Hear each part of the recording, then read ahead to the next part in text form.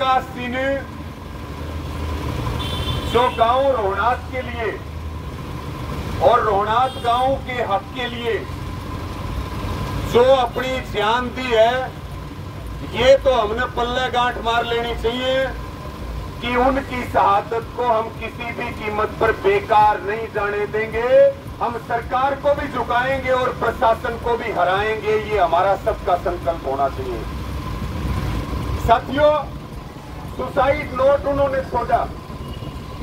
Suicide note में सारी बात बिल्कुल स्पष्ट है और हम भी करीब 10 साल से यूनियन में काम कर रहे, किसान आंदोलन में काम कर रहे। आदमी कम है या ज्यादा है, ये कोई मायने नहीं रखता। अगर प्रशासन को ये लग रहा है कि आदमी कम है, तो प्रशासन को अपना दिमाग ठीक कर लेना चाहिए। जब आदमियों की जरूरत पड़ेगी तो आदमी भी लेकर के आएंगे और ट्रैक्टर भी लेकर के आएंगे। प्रशासन को ये बात पता होना चाहिए। साथियों, लगातार वेद प्रकाश जी की शहादत के बाद प्रशासन के साथ भी बातचीत हुई, कमेटी ने बातचीत करी। जो आप अपनी मर्जी से घर परिवार रिश्तेदार जो यहां गांव के लोग बैठते हैं, उसके अलावा लोगों को जोड़ने के लिए तो ज्यादा प्रयास कमेटी ने किया हो, गांव ने किया हो, तो आप बताओ मुझे किसी ने ज्यादा प्रयास किए हो? हम ये चाहते हैं कि सरकार सीधे तरीके से मान जाए। अगर सरकार सीधे तरीके से नहीं मानेगी तो आपकी कमेटी जो फैसले लेगी, हम पूरी जिम्मेदारी के साथ उसके ऊपर फूल चढ़ाने का काम करेंगे। कमजोरी हमारी रगों में नहीं है, कमजोरी हमारी रगों में नहीं है। पहले संतलाल जी की शहादत हुई, आज वेद प्रकाश जी की शहादत होगी। और जो सुसाइड नोट छोड़ा है, कानून ये कहता है, यहाँ वकील भी बैठे हैं, कानून ये कहता है सुसाइड नोट के ऊपर मुकदमा दर्ज होना चाहिए और तफ्तीश में शामिल होना चाहिए। वही कानून डीसी के लिए है, वही कानून रवि आजाद के लिए है, वही कानून डीआरओ के लिए है और वही कानून कानूनगो के लिए है। अपनी पगड़ी को ठोकर मार के हमें कुछ भी मंजूर नहीं है और ना आज तक हमने कभी मंजूर किया सम्मान के साथ खिलवाड़ करके। पहला काम है कि जो शहीद वेद प्रकाश कटारिया जी ने अपना सुसाइड नोट छोड़ा है, उसके ऊपर मुकदमा दर्ज होना चाहिए। अगर आपका नाम और हमारा नाम सुसाइड नोट में आ जाए तो इतनी बार लगती क्या बताओ मुकदमा दर्ज होने में? क्या इस देश में दो कानून चलेंगे? वही कानून डीसी के लिए है और वही कानून हमारे लिए है। ये पूरे परिवार की मांग है, गांव की मांग है, आप सबकी मांग है कि पहले मुकदमा दर्ज होना चाहिए। दूसरी बात, जो ये कह रहे हैं कि मुकदमा दर्ज हो गया तो डीसी बात नहीं करेगा, डीसी के ऊपर भी अधिकारी हैं। डीसी भगवान नहीं है, डीसी दोषी है यहाँ पे, और दोषी से बात करेंगे तो हम उससे बड़े दोषी। अधिकारी जो है डीसी से ऊपर भी होते हैं। मेरे सुझाव हैं, बिल्कुल विकास भाई बोल करके गए हैं कि गलत को गलत बताना और क्या सही लगता है। हम पंचायत में अपने विचार रख रहे हैं, किसी को सहमति हो ठीक है, नहीं तो कमेटी जो फैसला करेगी हम उसके ऊपर फूल चढ़ाने के लिए तैयार। लेकिन डीसी फाइनल अथॉरिटी नहीं है, डीसी के ऊपर भी अधिकारी हैं। पिछले दिनों सिरसा में आंदोलन चला 700 करोड़ रुपए का, आज वहां बीमा क्लेम डल रहा है किसानों के खाते में। नेशनल हाईवे जाम करना पड़ा 23 घंटे तक, डीसी से बातचीत नहीं बनी। सरकार ने दूसरे अधिकारी की ड्यूटी लगाई, हिसार से भेजा बात करने के लिए कि ये बातचीत करेंगे। क्यों भाई, भिवानी पाकिस्तान में है क्या? या भिवानी में पहली बार आंदोलन हो रहा है? डीसी जो खुद दोषी है, दोषी से क्या बात करोगे आप? हमारी राय है, बाकी आपको जो ठीक लगे, गांव के लोगों को, कमेटी को ठीक लगे वो करो। तीसरी बात साथियों, जब संतलाल जी की शहादत हुई 17 अगस्त 2022 को, उस समय जो प्रशासन के साथ वार्ता हुई उसमें विकास भाई भी शामिल थे, मैं भी था, ओम प्रकाश कॉमरेड जी भी उसमें शामिल थे, आप भी उसमें शामिल थे। कितने कंपनसेशन, कितने लाख रुपए की बात हुई थी? 12 लाख रुपए की। कितने लाख रुपए मिले? वो दीपक यहां बैठा है, 6 लाख रुपए। नौकरी मिली क्या भाई? पहले मुकदमा दर्ज करो, फिर इस लड़के की नौकरी दो, संतलाल के लड़के की, और 6 लाख रुपए दो। डीसी एडीसी था नरवाल, ये तो मैं गांव की ढिलाई मानता हूं। ये दीपक और हम कह के थक गए। एडीसी ने जिम्मेवारी ली थी, मैं दूंगा 6 लाख रुपए। अगर ना जिम्मेवारी ली हो, गांव की कमेटी फौजी साहब बैठे, हम स्पेशल एडीसी से मिलने आए, 6 लाख रुपए मेरी जिम्मेदारी, ट्रांसफर कहीं हो जाओ। पानीपत चला गया एडीसी ट्रांसफर होके, मैंने फोन पर बात करी, 6 लाख रुपए दे दो नरवाल साहब, नहीं तो हमें लेने आते इसी एडीसी ऑफिस के आगे, पानीपत के आगे आकर के हम धरना देंगे, हम खुद आकर के बैठेंगे। वो गांव की कमजोरी रही, नहीं मिले अब तक। लेकिन आज 4 दिन से डेड बॉडी रखी है हॉस्पिटल में, प्रशासन कह रहा है डेड बॉडी तब देंगे जब अंतिम संस्कार करोगे। इस देश में लोकतंत्र है, गुंडागर्दी नहीं चलेगी, गुंडागर्दी नहीं चलेगी। ये बात प्रशासन बिल्कुल स्पष्ट रूप से समझ ले। 6 लाख रुपए और एक नौकरी, और मुकदमा दर्ज होना चाहिए डीसी के खिलाफ, डीआरओ के खिलाफ और कानूनगो के खिलाफ। अगला मुद्दा आता है साथियों, गांव की जो तमाम मांगे हैं, 57 प्लाटों का, कागजों का, उस समय बातचीत हुई, हर महीने मीटिंग होगी।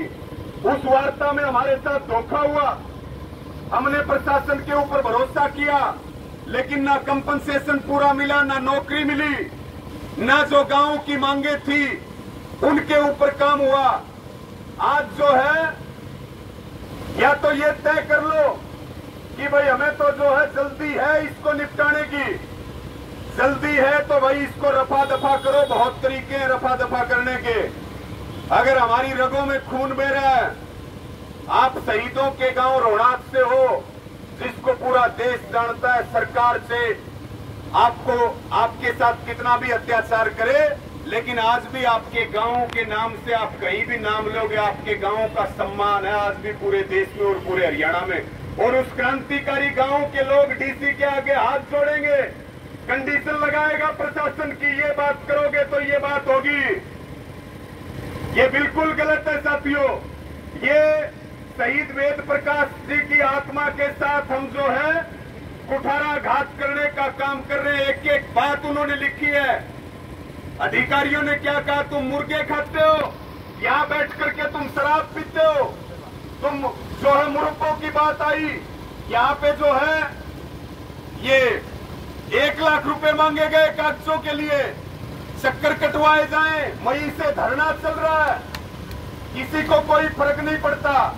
लेकिन साथियों, हम भी आपके साथ हैं और सब आपके साथ हैं। आप अकेले नहीं हो, अपने आप को अकेला मत समझो। गांव जब पूरी ताकत अपनी दिखाएगा, दुनिया की कोई ताकत हमें आंदोलन जीतने से रोक नहीं सकती। और हम जो उन्होंने सुसाइड नोट में मरता आदमी कब मरता है? जब सारे रास्ते बंद हो जाते हैं, जब कोई आदमी फंदे पर झूलता है, और उसके बाद जो सुसाइड नोट में लिखा हुआ है, हमें उसके साथ न्याय करने की जरूरत है। और रही बात, कोई भीख नहीं मांग रहे। वेद प्रकाश जी ने शहादत दी है, वो आंदोलनकारी थे। 5 लाख रुपए हम कोई डेड बॉडी की जो है कीमत नहीं लगा रहे। बात होनी चाहिए सम्मानजनक तरीके से, पूरा मुआवजा और 2 नौकरी। और जो गांव की मांगे हैं, उस समय बड़ी बड़ी बात की गई थी, हर महीने मीटिंग होगी, हर महीने मीटिंग होगी। और मेरी गांव वालों को अपील है, कमजोरी मत दिखाओ। रोहनाथ के हो आप, गांव में 100 राजनीति होंगी, आपके गांवों को तैयार करना और मनाना आपका काम है। अपने गांव को खड़ा करो।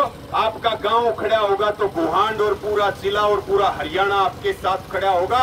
रोहनाथ में आपने देखा भी है कि लोगों ने कैसे आपका साथ दिया है, खापों ने कैसे आपका साथ दिया है, संगठनों ने कैसे आपका साथ दिया है। कमजोरी दिखाने की जरूरत नहीं। मेरी अंत में सबको यही अपील है कि हम आपके साथ हैं। हम गांव के साथ हैं, वेद प्रकाश जी और संतलाल जी के परिवार के साथ हैं। हमें ना कोई बातचीत में शामिल होने का शौक, ना कोई कमेटी में जाने का शौक।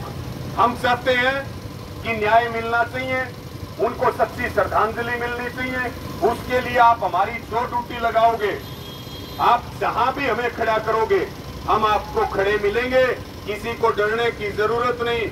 कोई मुकदमों के नाम से डरा रहा है, कोई कुछ डरा रहा है, कुछ जो है वो प्रशासन और सरकार के लोग आंदोलनों में एक्टिव हो जाते हैं, वो कमेटी के लोगों को डराते हैं, FIR कर देंगे, ये कर देंगे। हम यहाँ कह रहे DC के यहाँ सेक्रेटरीट के सामने कह रहे हैं कि मुकदमा दर्ज करना है तो सबसे पहले हमारे ऊपर करो, 2 दर्जन पहले से दर्ज है, गिरफ्तार करके डालो जेल में, देखते हैं तुम्हारी ताकत कितनी है। लेकिन ये गुंडागर्दी नहीं चलेगी। मेरी सबको यही अपील और प्रार्थना है, इस आंदोलन को मजबूती के साथ चलाओ और अपने गांवों को इस आंदोलन के साथ खड़ा करो। हम पहले भी आपके साथ थे, आज भी आपके साथ हैं, आगे भी आपके साथ रहेंगे जब तक आपको न्याय नहीं मिल जाएगा। लेकिन मेरी हाथ जोड़ के एक एक नौजवान और बुजुर्ग से, मेरी माताओं बहनों से प्रार्थना है कि कमजोरी मत दिखाओ। हम कब तक लाशें ढोते रहेंगे अपने बुजुर्गों की? हम कब तक सड़कों के ऊपर लड़ते रहेंगे? कब तक मुकदमे झेलते रहेंगे? कब तक? देश को आजाद हुए 75 साल होगी, ये गांव आज तक गुलाम है। आज तक इस गांव में तिरंगा नहीं फहराया जाता। मुख्यमंत्री आते हैं 23 मार्च 2018 को, आकर के मुख्यमंत्री गांव की भावना के साथ खिलवाड़ करते हैं, झूठ बोल करके जाते हैं। एक बार हाथ उठा करके बता दो, जो मुख्यमंत्री बोल के गए थे एक भी अगर काम हुआ हो तो हाथ उठा करके बताओ, सारे बताओ एक बार एक भी काम हुआ हो तो। और भाई मुख्यमंत्री तो मिलने का कोई शौक नहीं किसी को। हम रोज आंदोलनों में रहते हैं, रोज कमेटियों में रहते हैं, रोज बातचीत में रहते हैं। ये लॉलीपॉप दिया जा रहा है, मुख्यमंत्री आएगा पहले हफ्ते में, हमने बेरा उड़े नंबर भी कौन पड़े मिलने का। जो मीटिंग में तय किया जाता है नंबर भी कौन पड़ा भाई। कोई मुख्यमंत्री तो हमने बताओ कि रिश्तेदारी काटनी है मनोहर लाल खट्टर से, हमने अपने भाईचारे के लिए लड़ना है। कोई मुख्यमंत्री से मिलने का शौक नहीं है। हम तो तैयार हैं मजबूती के साथ, और आप भी हौसले के साथ लड़ाई लड़ो। जो पिछली आंदोलन में गलतियां रही हैं, उन गलतियों को इस आंदोलन में हम ना होने दें। यही हमारी सच्ची श्रद्धांजलि होगी वेद प्रकाश जी को और संतलाल जी को। कब तक जो है आप डेड बॉडी उठाते रहोगे?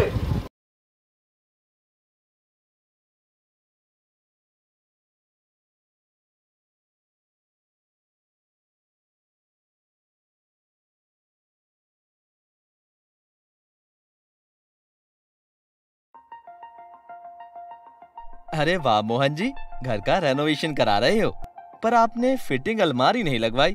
आप तो कह रहे थे कि फिटिंग अलमारी लगवाऊंगा। भाई कैसे लगवाता, कोई मिल ही नहीं रहा है जो दीवार पर अलमारी फिटिंग कर दे। अरे तो आप इसके लिए अमित रेणु जी की शॉप सिमरन स्टील इंडस्ट्री से संपर्क तो करते। ये तो एक काम में माहिर है, ये दीवार में अलमारी फिटिंग का काम बड़ी कुशलता से करते हैं। पता ही नहीं पड़ता कि दीवार में अलमारी लगी है, अलमारी में दीवार। और भाई इनके यहाँ हर आइटम अफोर्डेबल प्राइस में हर समय तैयार मिल जाता है, या ऑर्डर देकर भी बनवा सकते हो। मैंने इन्हीं के यहाँ से ही तो लगवाई थी अपने घर की दीवार में अलमारी, भूल गए क्या? हाँ भाई, पर इनका नंबर नहीं था मेरे पास। मैं देता हूँ ना, आप 7082382382 पे कॉल करो या स्क्रीन पर दिए एड्रेस पर विजिट करो।